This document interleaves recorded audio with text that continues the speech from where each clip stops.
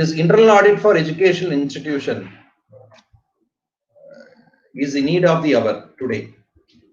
When we speak about the internal audit for educational institution, we need to have a very overall, a very broadened approach. I am CMA Rakeshmrsrgs, a fellow member of the Institute of Cost Accountants of India, a member of the All India Institute of Management Association, an associate member of the Institute of Internal Auditors, India and Florida Global, associate member of the Chartered Institute of Public Finance and Accountancy, United Kingdom.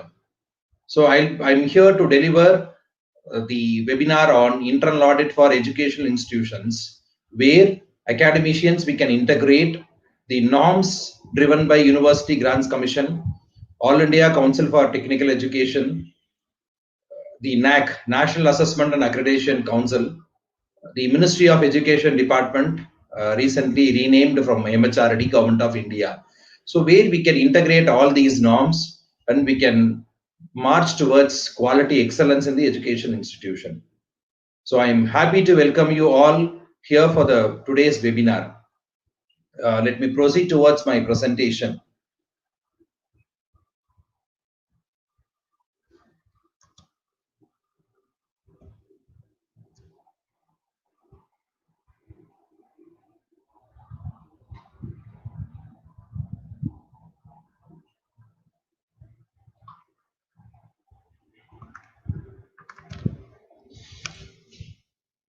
See, today's agenda will be, first, let me discuss on the operational functional classifications of the institution, internal audit of the functional areas, and then the significant areas given by the Ministry of Education, that is renamed after MHRD, Government of India, UGC requirements, AICTE requirements, NAAC, and then audit of research and consultancy services. When you look at the classification of education institutions in India, based on the ownership, it can be 100% government-owned institutions, autonomous or statutory institutions, institutions under grant in aid, unaided private institutions, what we call as self-financing institutions, religious and minority institutions given a special status by the Constitution of India. Based on the nature of operations, it can be primary and secondary school institutions, colleges and universities for higher education, technical and professional institutes, skill development or vocational centers, institutes of national importance, open schooling, distance learning and continuing education. So this is a broad category of the nature of operations what we have in India. And it can fall under any one of the earlier categories what we have discussed here on the ownership. So either it can be completely government owned or it can be under grant in aid, the aided institutions. Or sometimes it can be even the statutory institutions which are formed by an act of legislature or by an act of parliament. Autonomous institutions, they are given a special status, autonomous status by a particular body. And all other institutions, they fall under the private institutions. Sometimes the private institutions can be a religious and a minority institutions. For example, we have the Aligarh Muslim University. We have got various madrasas which are given special status by the Constitution of India. Like, why this ownership is important? See, basically, based on the ownership, we can decide on the scope of the audit, internal audit. And the norms for each and every nature, that is autonomous or statutory or NAAC or your grant in aid or AICTE, it varies from institution to institution. So this basic classification of education institution is mandatory. What is the scope for the internal auditor? First one is the governance audit, followed by financial planning and budgetary control, procurement policy, accounting procedures, income, expenditure, payroll, banking transactions, etc. Maintenance of financial records and registers and review of that, asset acquisition, maintenance, etc. Non-financial records such as your HR records, your student progression records, etc. Fund management, health and safety, fire, premises and security assessment. Now, when we speak about the internal auditor, till the last decade, maybe till 2010 or so, the education institutions were subject only to the external audit or the statutory audit. Every year they will appoint an auditor chartered accountant who will just come and verify the true and fair view of the financial statements. That is your income and expenditure, receipts and payments, and your balance sheet. The concept of internal audit was not so important, or it was not so driven by the educational institutions. As time passed, the fold of the education institutions, it multiplied. It got expanded. The transactions were numerous. Various additional activities were started in the education institutions. See, all these led to the scope for the internal auditor in education institutions. First, let me discuss from the point of view of the governance. See, any education institution in India will be registered as a trust under the Indian Trust Act, or it can be a society under the Societies Registration Act, or it can be an association of persons. We call it as AOP. AOP is formed for a purpose of having a common objectives. That is AOP. Now, let me explain the basic concepts of AOP. See, in the association of person, what happens is we have the group of individuals who come together for a joint purpose. Under this joint purpose, what happens? The objectives are predetermined in this manner. These individuals, when they come across certain objectives, they form an organization, and then even it may be formed as a educational institution or a training center or a vocational support center or a skill development center, and so on. So when you speak about governance, the trust body or the governing body or the management committee or your administrative body, the school committee, college committee, all these committees have got a set of predetermined procedures which are to be followed.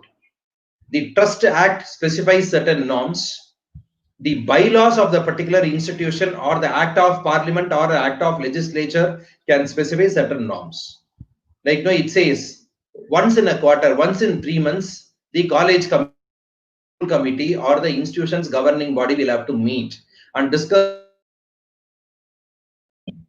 So this is with regard to the governance. We'll have to verify whether the governance, the board of governance is functioning as per the rules and regulations which are prescribed by the respective act or by the respective bylaws. The second is there are certain secretarial procedures. When I say secretarial procedures, the documentation part with regard to the functioning of the management committee. See, whatever we talk in words, it has to be in papers. We call it as proceedings or the minutes of the meeting. So what is being discussed in the college committee meeting or in the school committee meeting or even in the university syndicate, senate, academic council, whatever it may be, the words which are discussed, it has to be recorded in words.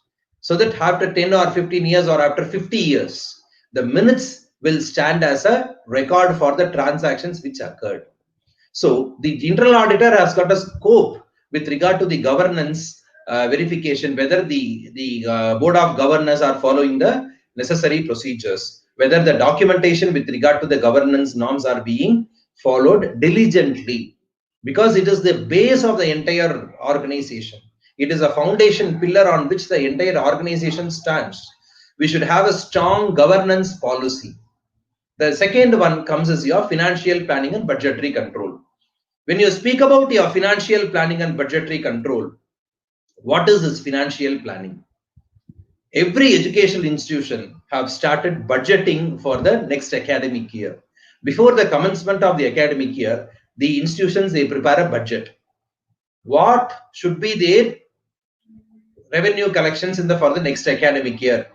What are the probable expenditures they will incur with regard to the staff salary, with regard to the academic learning and materials, the other activities, your extracurricular activities, co-curricular activities, any infrastructure development to be established.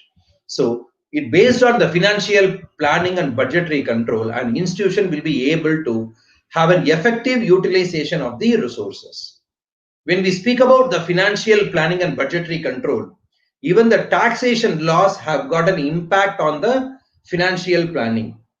The Income Tax Act says, Section 12AA registration speaks about the trust, which says 85% of your revenue receipts, whatever you receive in a particular financial year, 85% of that should be spent, with an exception for voluntary contributions under section 10, 23C and your corpus fund receipts. So apart from that, all whatever money you receive, that has to be spent for the attainment of objectives of the trust, which is stated in your trust deed. So when you have a proper financial planning, we'll be able to diligently and as per law, we'll be able to spend our money. Next is your procurement policy. As it is a educational institutions and where we have got government interference, the internal auditor will have to be very diligent in verifying the procurement policy. For the general financial rules, we call it as GFR, which is prescribed by the Controller and Auditor General of India. It is applicable for all government-owned, government-aided institutions, where the institution will have to follow a 3 quotation policy. We'll have to choose the best of the 3 quotations received. We'll have to give an open announcement for tender. If it is going to be above a certain quantum, above 10 lakhs or 15 lakhs, we'll have to call for a tender. And then we need to have the procurement. So whether these rules are being followed. The next is the accounting procedures, which is completely with the finance and accounts area. Again, the financial records and registers, what are required by the law. I think for many people it may be a surprise. Education institutions even can be formed as a company form of organization today. Section 8 companies. Company without a share capital. We can have board of directors to manage the education institutions. And we have got group concerns.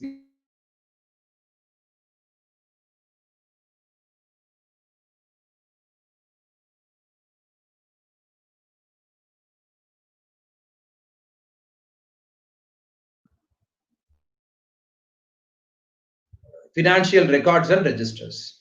The next is asset acquisition and maintenance.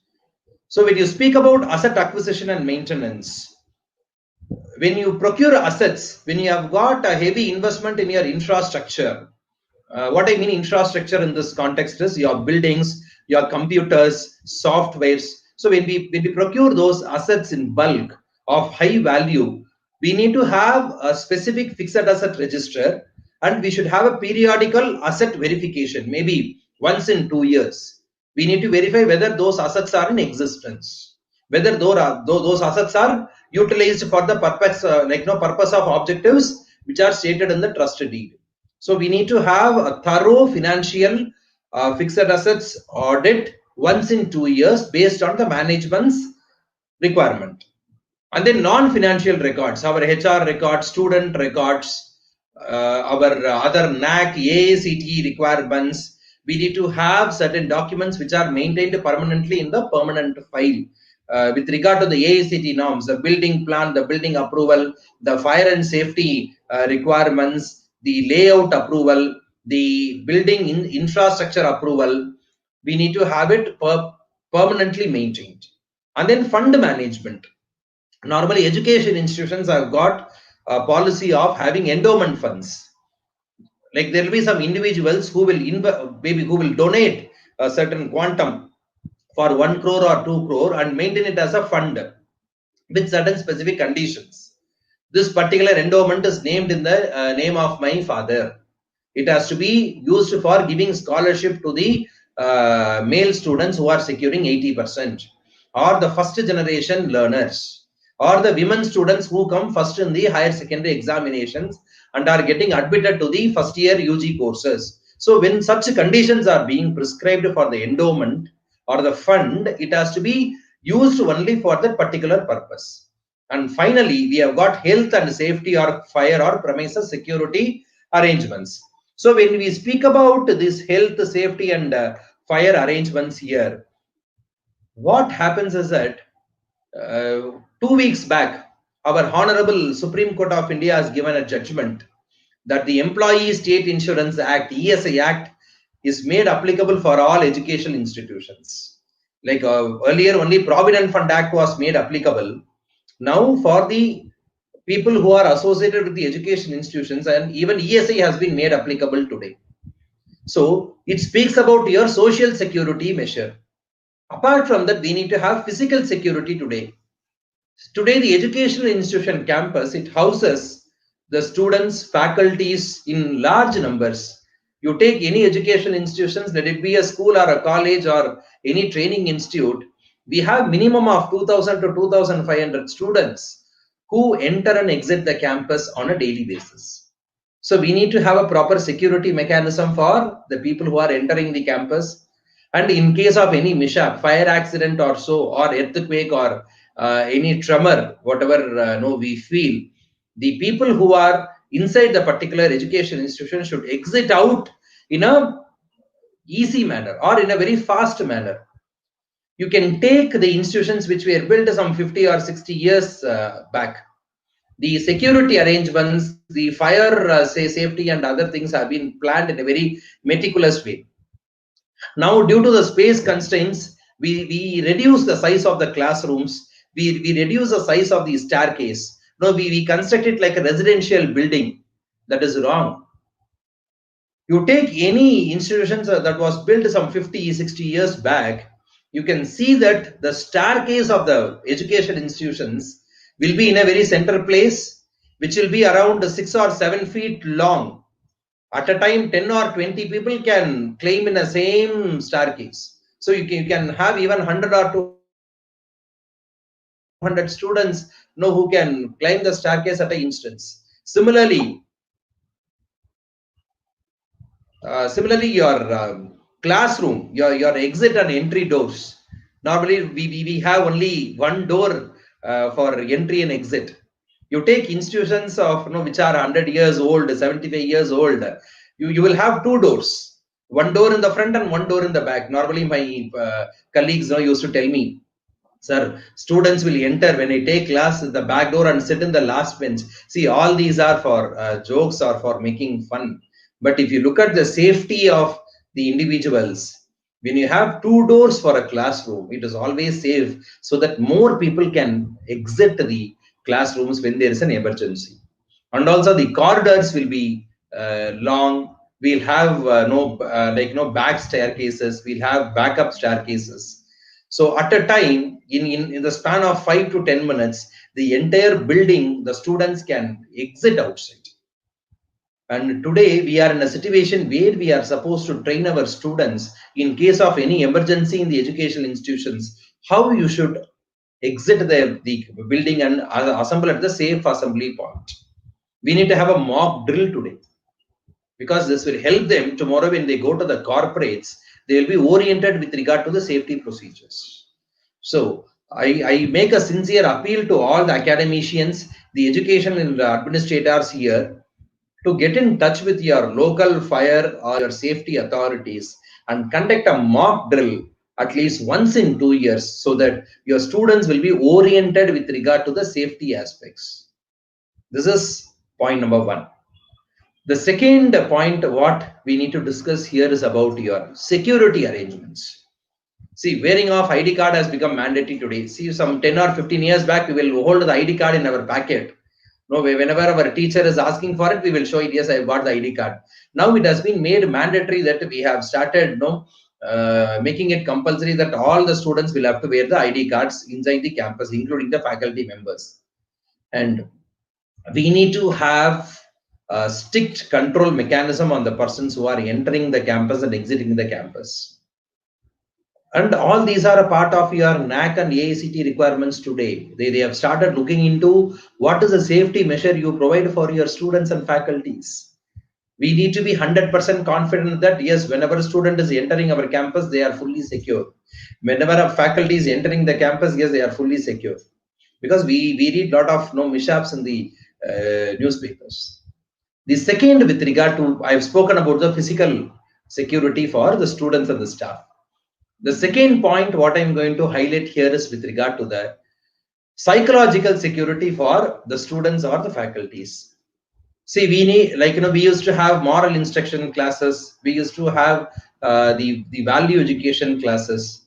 And the value education, I'm sorry to say, it is valueless education now. We are having it as a component to just satisfy the degree awarding norms. It is not so. The value education or the moral science or the moral instruction should be a part of curriculum from the primary school until it should reach even in the professional institutes. We need to have a lesson on the ethics, moral values, human values, and we need to address the students in a psychological way so that the students will be equipped to handle any situation. We need to build up the confidence for the student. Nothing is impossible under the sky. So these norms will have to be verified. The auditor, the internal auditor, I am not speaking here about any chartered accountant or cost account. Even professors can be an internal auditor for all the non-financial records. You can create your own system, standard operating procedures, and we need to ensure it is implemented. See, what is done by one department can be audited by another department. What is instituted by one particular institution can be audited by another sister concern, so that the best practices among ourselves can be audited, it can be shared, it can be improved upon. When we follow this meticulously, only for the interest of the development of the students and for the development of the faculties and for the development of the institution as a whole, at the end of the 5 years, we'll be able to feel the quality pinch. We have improved in our infrastructural arrangements. We can even exchange the students between the institutions. See, we speak about exchanging students on a foreign collaboration. Even we can exchange students on an inter-institution basis to have a quality attainment. So this is the point number 1. Now let me continue with my presentation.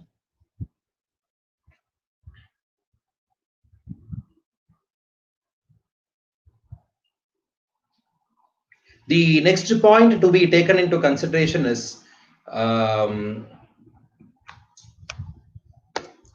audit checklist. An auditor, internal auditor, what and all he need to have to verify before commencing with regard to the audit and also during the course of the audit. The trust deed, the regulations or act of legislature or parliament, or any rules and regulations which has given incorporation to the organization.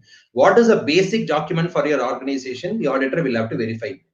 The next is the minutes of the meeting of the institution's management body. It can be school committee, college committee, your governing body, whatever you call. The previous audit, financial statements audit report, internal audit report, because they would have given, they would have given some recommendations, they would have given some comments, some queries would have been specified by the earlier auditor. So what is the action taken by the management, how it has improved, so that we can again quantify that in the current audit report, if not complied with. And then the financial audit, audit of income, expenditure, assets and liabilities, even the statutory auditor will take care of it. The internal auditor will have to ensure we have a strong internal control mechanism for the financial audit. See, when you speak about the financial audit, we need to look into the policies of the government also. Let me take the example of income, your fees collection. We have got a lot of norms. We have got our government norms, university norms, fees fixation committee norms, and also there is a recommendation from the government. Your section 269 SU of your Income Tax Act speaks about encouraging digital payments. How you can avoid cash payment in your organization. You can make your campus digital campus. So we need to try to bring in all that so that the risk with regard to the handling of cash is minimized. And then expenditure. How diligently we can have expenditure. I'm not speaking about cost reduction. The word cost reduction is not to be used in any educational institutions. We can have cost management, but we should not have a cost reduction. We cannot reduce the salaries of employees in the name of cost reduction in education institutions. That is wrong, and not in any institutions. That is wrong, because your employees are your assets for any organization. So we should have a cost management. We should not speak about cost reduction or cost control in education institutions. How many papers you are taking printout? What is a stapler? How many staplers are being issued to the departments? Where is the stapler? So we cannot have a watertight mechanism for all these machinery here. Next is governance and management audit. I think which already I spoke about the governance audit, the policy and procedural aspect. Even with regard to the autonomous institutions like your we have got ICSSR, they have got a governance policy. So the internal auditor will have to check on the governance manual and then the compliance with laws, regulations, rules, etc. What are the evaluation parameters? See, our major chunk is with regard to the art and science education and then technical education. We have got legal and medical education. The legal and medical education will fall under the ambit of your technical or arts and science. So I'm just concentrating more on the technical education because technical institutions is where the support of internal auditor is required at a very larger level, where AICTE norms are prescribed very thoroughly. So what are the evaluation parameters? The strengthening institutions to improve the learning outcomes or employability of the graduates. See, now we have got the LOCF framework, learning outcome framework for the students. An internal auditor cannot sit and frame the syllabus, but an internal auditor can give guidelines how to adopt the LOCF framework. Are they effective? He can help in creating a learning management system, LMS, and also a management information system, MIS. Next is scaling up postgraduate education and demand-driven research and development and innovation. Again, there are certain new courses in which the post-graduation programs are to be identified. And also, we need to have research and consulting in all the education institutions. See, how to have research and consulting activities, how to have new postgraduate programs. An auditor will be able to give you guidelines how to start up a new postgraduate course or how to indulge in research and consulting activities within the framework of your institution or within the framework of your university, and then decide on it. And then faculty development for effective teaching, basic and advanced pedagogical training and content updation training. Again, the auditor can support with you with the LMS tools, how to build up the LMS tools with security features. What are the contents that are to be taken care? What are the security aspects that are to be taken care? And then strengthening institutions with regard to the infrastructure, whether the entire campus is within the ambit of the infrastructure rules which are specified. Like, we have even the plinth area measurement for every student. For we have so many number of students, we are supposed to have the plinth area and the floor area capacity is being specified. Capacity building to strengthen management. Even in the governance mechanism, even in the governance policy, the auditors can, if they find out some loopholes or if they find out some flaws, they can advise to the management how to strengthen the governance mechanism. And then implementation of internal control mechanism to the accounting policies, procurement policies, maintenance of receipts and payments account, and finally the project management, monitoring and evaluation and accreditation.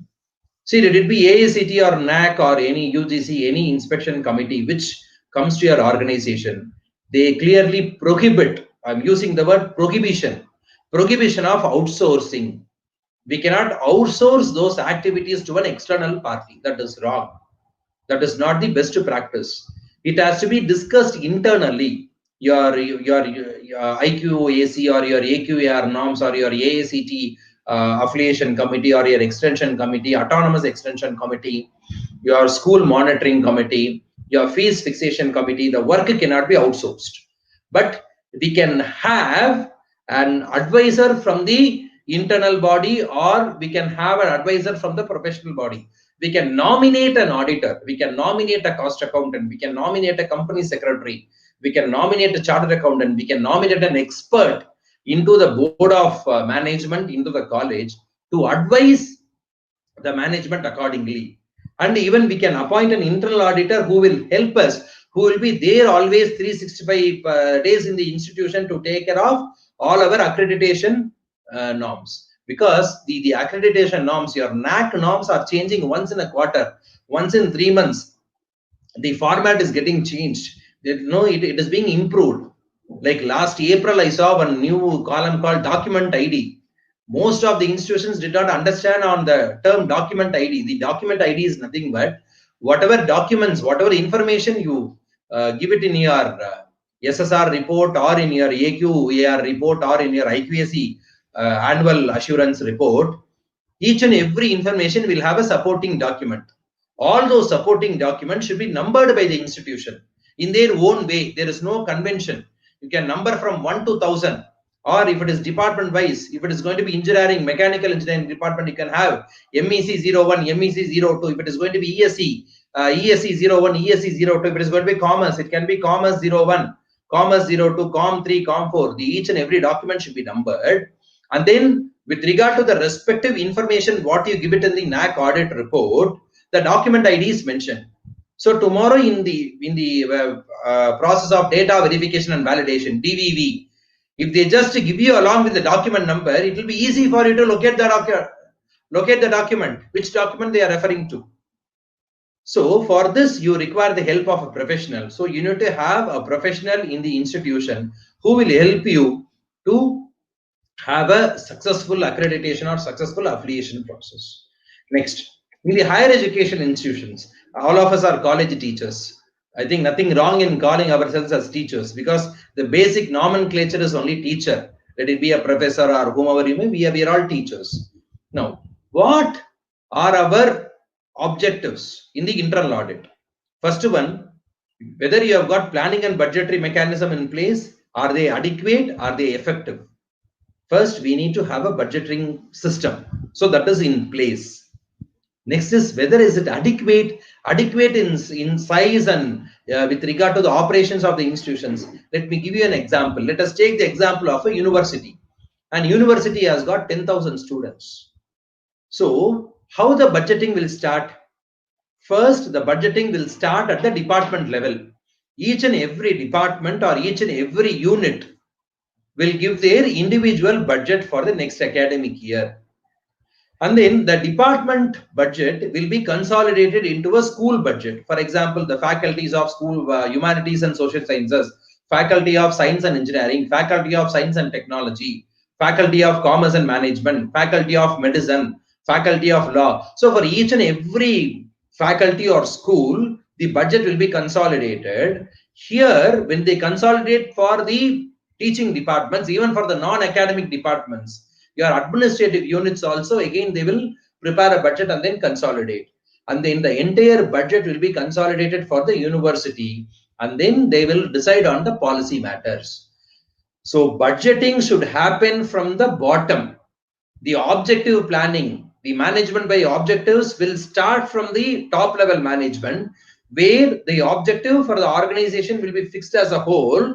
Each and every department will align their objectives in line with the top level objectives.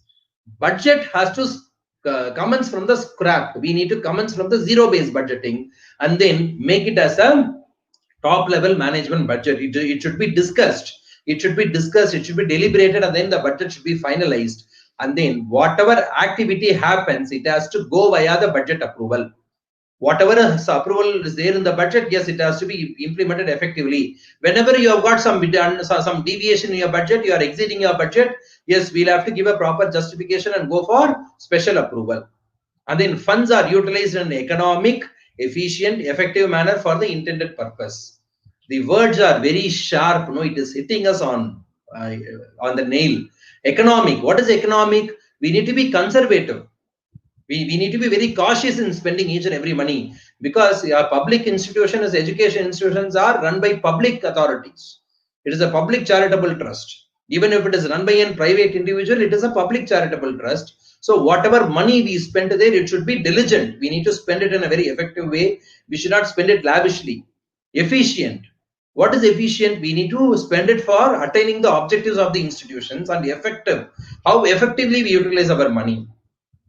Next is the procurement policy, which we have already discussed in detail. The 3 quotations procedure. Assets have to be created economic. The pooling of assets have become very common in the institutions nowadays. See, each and every department has got certain assets. All the assets are maintained centrally, so that any department can utilize the services of the assets which are available in the institution. They have even started building up common asset infrastructure. The assets which are held by one department. For example, there are 15 projects, the projectors given in the education institutions. You have got 20 or 25 departments. We can even pool the departments together to have a common usage of the assets. Unnecessarily, we did not invest in the assets. We can, wherever possible, where we can have a joint usage and joint ownership of the assets. And then the statutory provisions of the law and administrative instructions issued by the institute have been complied with. What is the we have got certain laws. What do you mean by the laws? Just give me a moment. Okay, when you speak about the laws of the university or the international importance, you have got IIT law, you have got Indian Institute of Management, which are established by law. We have got National Institute of Technology, which are established by law. So, how to run the institutions, how to appoint the staff, what are the procedural complaints that are to be followed? It is being clearly specified in the law itself. So, we need to follow the law in letter and spirit. And then the internal control system. What is internal control system? We need to have a documented procedure. See, I want to apply for a leave. We have a procedure in all the institutions. We have got a leave form. We fill the leave form, get it sanctioned from our higher authority, immediate higher authority, and then submit it to the HR department. So similarly, for even like let it be even a small material thing, we need to have a strong internal control system. And then finally, the annual accounts should be properly drawn up. We need to consider all known liabilities, and then it should give us a true and a correct picture. Today, the education institutions are mandated to disclose their financial statements in the AQR report. In the self-survey report, yes, we need to disclose our receipts and payments, income and expenditure, and balance sheet. It has been made mandatory. And your AICTE norm says that the financial statements of the institution should be put in the website. So it is becoming more public. We need to have a higher transparency. And then 5 focus areas have been identified by us. We need to evaluate the system, the entire system. We need to be a man of systems. We need to be a people of systems. Any individual is for a shorter period. You work in an institution for 30 years, 35 years, you retire. The next generation takes over. So what will be there till the end? Only the system will be there. We need to have a process flow, work flow, document flow, your administrative flow. For example, you want to go on a foreign tour, you want to get permission from the management. How should you route your application? Before how many days you should route your application? See, we need to follow certain document procedure from the government procedures. You go to any government office, we all feel what all these paperwork, how many papers I will give for the government authorities.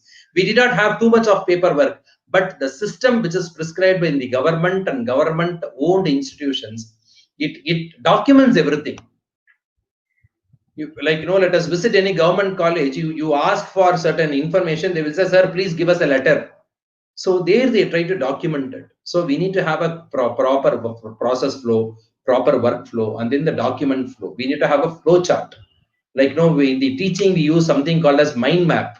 So even in the, for example, even a student wants to lodge a complaint, we need to have a complaint grievance redressal mechanism. It can be anonymous. It can be even they can give their complaint with their name, but we should have a strong grievance redressal mechanism. All these are falling under the purview of non-financial records.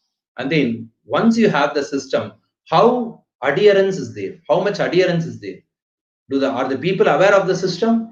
See, we have a complaint lodging policy, but if students are not aware, if the faculties are not aware, we have with regard to the Vishaka committee for the redressal against the women harassment and the anti-sexual practices, sexual harassment practices.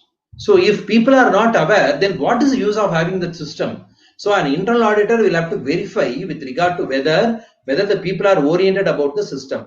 And then the financial policies are laid down by the Board of Governors or your MHRD. Now MHRD is changed as Ministry of Education Department, Government of India. So whatever financial policies are laid by the management committee or by the government, it has to be followed. And then adequacy of controls in accounting. We need to ensure no error, no fraud, no exploitation of financial resources take place. And then finally, the judicious use of institute resources. See, when I speak about judicious use of institute resources, we have various resources. We have got assets, human resources, students are also resources. How we are utilizing their potential in for the benefit of all, pro bono publico, for the common benefit of all. In another 1 year, you can take my words, you can mark today and my words. This audit of e-learning resources will come into place. This COVID-19, it's a blessing in disguise, has given birth to the e-learning and work from home policies even for schools and colleges. We have started using the resources which are available in the website in the open resources. See, whenever we use open resources, we need to acknowledge the source from which we are taking it, or we will have a copyright issue. People will sue us for copyright. Whenever we download the material from IGNO e-Gnan Kosh. e-Gnan Kosh is a knowledge portal of the Indira Gandhi National Open University. We'll have to share it with the students as it is. We should not make any manipulations on that. We should not remove IGNO logo and put our name there. That is wrong. We will be sued for infringement of copyright. And similarly, whatever videos and whatever materials we create, we should try to get a copyright, or we should try to get a registered certificate for those resources, provided if it is going to be our own resources. If it is not our own resources, if we are going to use the resources from someone, we need to get their permission in email, or we need to have a proper permission, and we need to duly acknowledge their services. So security management and applications of standards, it is more important nowadays, or we will have to face the court and legal consequences. Information system security compliance. See, the cyber threat and cyber crimes are increasing nowadays. All these days, we were not worried about our college website. The college website was only for communication from the college to the outside world. Now, when we have a learning management system, and when we are able to give access to our students for accessing the learning management system 24/7, we need to have proper security controls for them. No one should hack our system. And ethical hacking is also one of the subject nowadays, which I know it is not the platform to discuss, because it takes almost a day to discuss about the ethical hacking. And then the information system security. We store the data of the students in our data bank, their personal information, mobile number, email ID, their Aadhaar number, their education management system information, MS number, various other personal details are being stored. So we need to have a proper security mechanism for our server security. And then whenever a student is logging in for paying off fees or for accessing the learning management system, we need to have an authentication and validation mechanism. Now having a OTP for the through mobile number, or having an Aadhaar OTP, or having a biometric accession through the smartphones, it is possible. And the end user services, whatever learning management systems are being made available, how it is made available to the end user. Is it really made available to the end user is a question. So all these will have to be verified by the information systems audit. Now I'll go to this specific areas. AICTE, I own the copyright for this particular diagram, which I have created by going through the various AICTE norms and the manual. I have divided here into two aspects. The AICTE requires administrative and operational audit. The first one is your financial perspective. The second one is your operational and administrative perspectives or compliance. In the financial perspective, we need to audit with regard to the fees collection, staff salaries, admissibility of expenses for TDS. The government mandates that we need to deduct tax as per the law. Now the application of GST, when we take any activity outside our purview of our academic activities. Let me give an example. If you charge parking fees from the students for parking their vehicles, that will attract GST. You have an auditorium. If it is given to rent for a third party for conducting a function, that will attract a GST. You conduct a certificate course, which is not a part of your curriculum. If it is not approved by your board of studies, if it is not approved by the academic council, if you have a tie-up with a third party, which is not a part of your curriculum, I am underlining the word, which is not a part of your curriculum, then it will attract GST.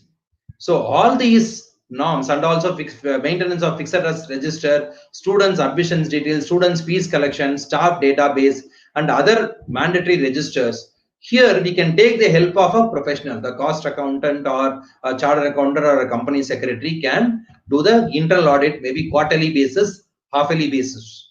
At least once in 6 months, auditor will have to come and do the audit, give us a comment.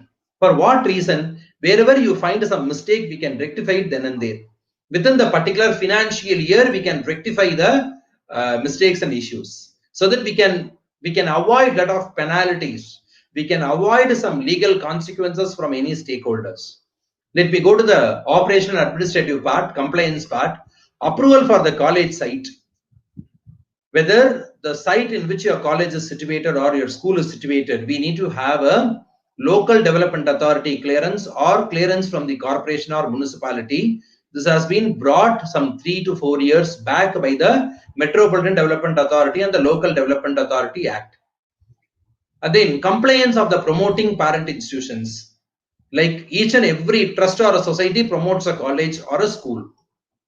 It is not that only the school or the college should be compliant enough. Even the parent body which has given birth to the institution should be compliant enough. The society or the trust which has given birth to it should file their annual returns to the income tax authorities or to the society's registrar, etc.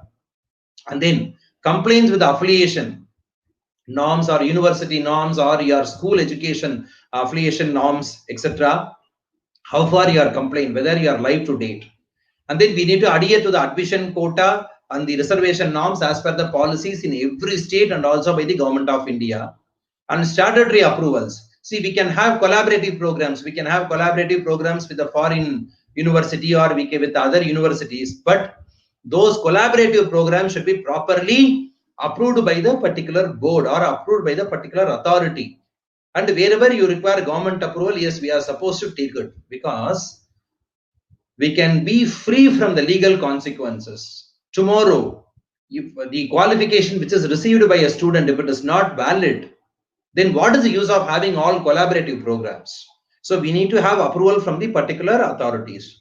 And then the final one is appointment of teaching and non-teaching administrative staff as per the requirements. See, for every student sanctioned strength, we have an allocation. For schools, we have got so many number of teachers, and those teachers will have to handle so many number of periods. With regard to the colleges and higher educations, we have got so many number of professors, associate professors. We have got a professor matrix. For every 4 assistant professor, you should have an associate professor. And for every 2 or 3 associate professors, you should have a professor cadre. So are we following those norms? Only the internal auditor, being an independent person. See, we are in the academic teaching. We don't find time to look into all these rules. But when we have a relationship with a professional, we'll be able to look into these type of problems and we can mitigate these issues. Next is our NAAC. Normally, when I say the word NAAC, many teachers, they say, sir, our NAAC has completely taken out our academic teaching. Yes, I totally agree. But we can mitigate the time, or we can reduce the time by having an efficient management. See, again, NAAC audit, we have got 2 classifications now. One is the academic audit and the other one is your administrative audit. When I speak about academic audit, compliance with the rules, whether the Board of Studies is conducted, academic council is conducted, whether the minutes are properly maintained, all these can be verified by the professional, like cost accountants or company secretaries. And then with regard to the administrative mechanism, the entire functioning of the institutions, I have given you 17 points. We need to have a standard operating procedure for these 17 points. Every year, this has to be documented. Once you document it, so that tomorrow, after 10 years, 15 years, if someone is asking your data, we can just take the paper and we can throw it away over the table and go off. Department-wise student-teacher ratio for the last 4 years, we need to have it live. Number of teaching posts sanctioned, filled and vacant, again for the last 4 or 5 years. And then who are all the faculty, what are their names, qualification, designation, experience, the nature of faculty, confirmed, probation or temporary. And here, there are lot of other norms like your school approval norm, university approval norm, government approval norms, whether are they complied with. And then point number 5 speaks about your student profile. What is a combination of your socio-economic background, whether you've got foreign students, Have they got a proper visa? Have they come on student visa to India to study? Who is verifying all this now? We just see whether we have got visa. Is it a valid visa? Is it a valid student visa? Who is verifying it? So we need to have a control point for that. The next one is student progression and placement record. We need to take the record from the placement cell or from the placement coordinator and then tabulate it. And then how many students are going for higher studies? Again, it has to be consolidated from the department, and we need to have it from the entire college or institution as a higher level. Even in the school level, like the schools have started tabulating now how many students are going for arts and science education, how many students are going for technical education, how many students are going for ITI, how many students are discontinuing their studies. Even schools have started taking the data. And then the other one is your diversity of students, your faculty, again your financial records, your establishment, your HR records, registration, scholarship, etc. are being covered. The very important one, research and consultancy services. As of now in India, we have got 3 services which are being offered in the education institutions. One is category 1, 2 and 3. The first one, expert advice and R&D consultancy. It is expertise intensive. For example, a faculty in your institution is very good in a mechanical engineering. So whatever theories, whatever experiments he has done, it is being taken by the industry itself. So those are called as expert advice and R&D consultancy. We have stalwarts in many institutions where they are even invited by the government to be a part of the committees. So those categories for which they receive an honorarium, how that is shared between the institution and the faculty, it is between the faculty and the institution. They will have an agreement. Next is testing consultancy. Testing consultancy is maybe 20 years back when we had the ECR proposal from Chennai to Pondicherry. We had the ECR road to be built up. A team of professors were involved for doing the soil testing, the feasibility study testing, and acquisition of land.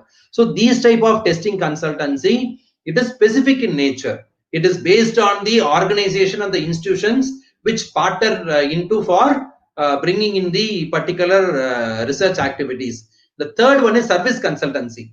Institutions have started indulging in conducting of interviews for public sector undertakings. Your human resource management courses, the department which houses MHRM, management and commerce, what the professors are indulging in the activities of conducting interview for corporates. So in those type of contracts, we will have a service contract. So again, how the revenue is received from the particular company or from the particular public sector to the institution, how it is shared between the faculty and the institution, we will have a separate agreement. Now can you see, this is how the entire research and consulting activity happens, how we can have a audit of the same. First one, consultancy proposal is initiated by the client to the institution or to the faculty member. So the proposal comes for undertaking research and consultancy. Now the faculty member or the consultant, we can call faculty member or consultant, both are the same. They will prepare a detailed report indicating the feasibility, financial viability and other information, and they will forward the same to the client or the industry. So if I want to take, if you want me to do this consulting, these are the following terms and conditions will be sent to the client or the industry, and then client will accept the proposal, or if some modification is required, yes, mutually agreed, the modification will take place, and then the faculty member will forward the intent letter, expression of intent, we call it as EOI, from the client. It will be given to the university management or to the institution's governing body for seeking authority, because the institution's resources, the college resources will have to be utilized for undertaking research, and then management will give permission to undertake the research activity on a revenue sharing model. For example, you receive 1 lakh, 80,000 rupees will be taken by the faculty, 20,000 will be given to the institution. For example, I said. So you will have an agreement now. What is that agreement? 2-party agreement where the client and the consultant will have an agreement. 3 parties where the client, the company, the consultant, the faculty member and the college will have an agreement. And then the work will be commenced. Once the work is completed, the revenue or the advance, whatever is received, will be settled. So here the professional can be looped in for preparing the project report or your agreement, standard form of agreements, And then auditing the revenue sharing model, yes, the internal audit can be done here. Now, the final part with regard to the cost management. I've already said that I will not speak about cost reduction. I speak about cost management, how to utilize our resources very effectively and efficiently. First one, we need to identify our service and non-service lines. That is educational line and non-educational lines. We have got service departments and non-service departments. We'll have to identify the cost which are incurred by every department. Like, we'll have to allocate our, like you can see the step 3. I have given you history department, maths department, chemistry department, the advising cost, course development cost, teaching cost, assessment cost. We need to separate it in a different manner. And then your step 4, we'll have to create indirect cost category. For example, your security personnel is for the whole college. The principal is for the whole college. The college office is for the entire campus. So we have common services. Those services, how we are going to allocate to the departments, and because this will help us to fix the correct fees. We did not overcharge or we did not undercharge the student. So wherever we have got a problem, like normally, we say the fees what is fixed by the government is not adequate or something we say. In that case, we need to go for such an analysis, cost management analysis. Take the help of the cost accountant or management accountant. They will help you to divide the entire institution into cost center or the revenue center. I will not call profit center. We can create a surplus. We are not making profit out of students. And then the cost allocation will go on. And finally, we will be able to use our revenue and resources very effectively. And then the last part, what I am touching today, is going to be the management information system. We need to, I have divided the MIS, what we need to have for the institution into 3 models. One is student-centric model. The next is staff-centric and administration model. The next one is your learning management system, your academic-centric model. So any institution, if you want to introduce an MIS, yes, you can follow this model. For like whatever is what is related to the students, you can consider all this. Staff centric and administration, academic centric and resource management, yes, you can do this, and then you can implement an MIS so that we'll be able to take the data as it is. So thank you so much for your patience listening. Any questions you can raise in the chat box. I will answer all your queries now one by one. My email ID and my mobile number is here. You can reach me for any queries. So I'll just look. I've got around 120 requests. Let me look into any questions. Feedback link will be shared. Don't worry, it will be given to you. Yes, questions you can keep on raising. I will answer all your queries.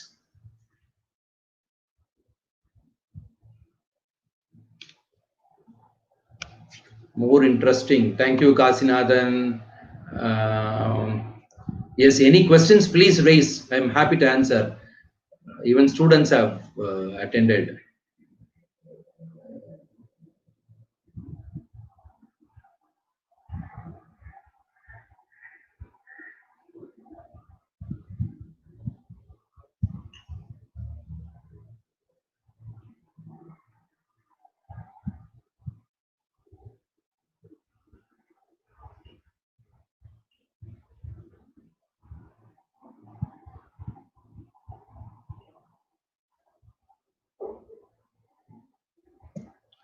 Okay, I'm just waiting for the questions. Yeah, sir, need to know about MIS. Leah Gilbert. See, your MIS is nothing but we call it as a management information system. See, in this management information system, let me give you an example with regard to the NAAC requirements. When you want to fill up your annual quality assurance report, AQAR, what you do is you have got a lot of information which are to be given there. So what we do manually, we have started compiling the internal the information, and then we start typing in an Excel or in a Word format, and then we try to consolidate it for the entire institutions. Now, when you do this part, there may be a data loss. We may even forget to give some data, or we may even forget to consolidate it properly, or we do not know under which head we need to take it forward. So in order to have that, what we can do is we can have a common format designed in the entire system itself, so that we'll be able to capture the data relevantly. So that is called as building a management information system. I hope so I have answered your thank you, Saravanan, for raising this question. Who is responsible for the internal audit? See, when you speak about the internal audit, it is the complete, the management is responsible for the internal audit.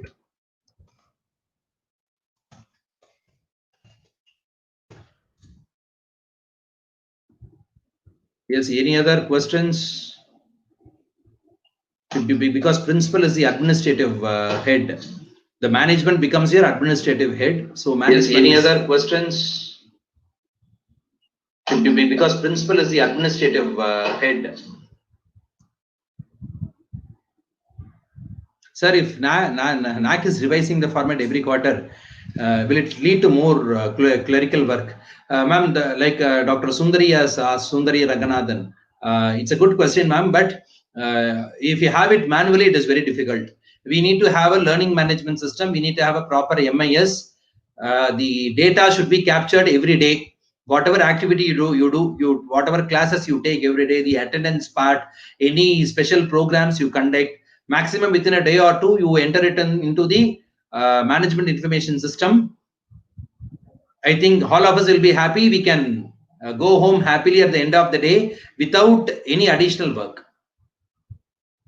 Yes, feedback link will come very shortly. Combination of socio-economic, please. See, combination of socio-economic is people who are above your poverty line or below poverty line, your various categories, your community categories like your BC, OBC, creamy layer, non-creamy layer. So we need to have on that. That is called a socio-economic classification of students. I think the feedback form is available now. We'll be closing the feedback form at the end of the session. You can look into the chat box. It is shared. You'll have to log in via your email. You'll have to log in via any email, and then you'll have to fill up your feedback link. Only one response will be accepted per email. So who will be held responsible if the auditor commits mistake? See, everyone is liable to commit mistake, but if it is of material nature, the auditor can be taken to task for not identifying, but finally the management is responsible for it.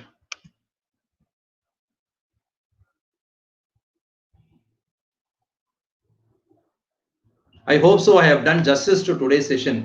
Can we find okay, yeah, it is not that we are finding the combination of poverty below and above poverty line. Whatever is the data given by the people to the government, based on that they get some document. Your ration card, your public distribution card, based on the classification we can take the data. So it is just to pass on the benefit to the students. We need to have a socio-economic classification. What kind of software is used in MIS? See, there are a lot of software which are available in the market, but I suggest that if you have a computer science department, what you can do is you can sit and talk with your computer science department, have an MIS system built in-house. Let us respect the internal resources. We have got so many good computer science faculties who are expert in schools and colleges. We will ask them to build their own MIS system. That is more relevant. No, why should we go and give money to outsiders to buy some other software in the market?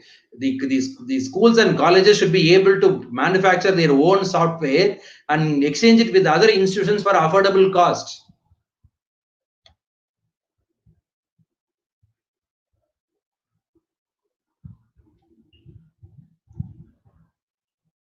So any other questions? Or we can we can wind up the session today. Okay. Tomorrow again we'll be meeting at 11 o'clock in the morning. We have a session on internal audit again by one senior most member of the Institute of Cost Accountants at India. He is a Central Council member as well as the chairman of Journal and Publications Committee. So he'll be taking taking you through on internal audit, integrated and sustainability reporting. How we can cover various aspects into the internal audit report. It is a very technical subject. So I hope that I will meet all of you tomorrow again in the particular session. So thank you so much. My sincere thanks to the officials of the university, Honorable Vice Chancellor, Registrar and Dr. B. Revati for giving this wonderful opportunity of delivering today's webinar, as well as for giving the Institute a wonderful opportunity of being as a joint coordinator for the 7 days PDP program. So thank you all. My heartfelt thanks to the technical operator who is operating behind today. Dr. B. Revati is held up in the university meeting. So in spite of that, the technical operator is supporting. I'm very happy that it is a self-reliant India. So I was able to start the session on my own, continue my session, and I'm able to conclude on my own. Atmanirbhar Bharat, self-reliant India. So thank you all. Thank you for your patience learning. We'll meet you tomorrow. Thank you.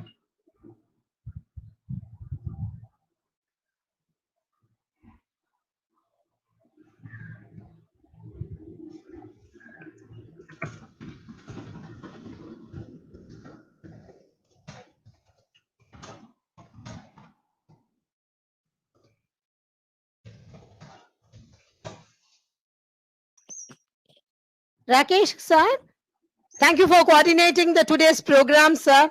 Is it audible to you? Thank you so much, ma. Yes, ma. Thank yes, you, it is audible. Thank you. Ma. I hope you would have seen the queries raised in the chat box, sir. Yes, I've answered Yes, the queries also. Thank you, sir. Thank you for coordinating today's program. Thank you so much, sir. I posted the feedback form in the thank you so much. chat box. Thank you, sir. Thank you. Thank you all.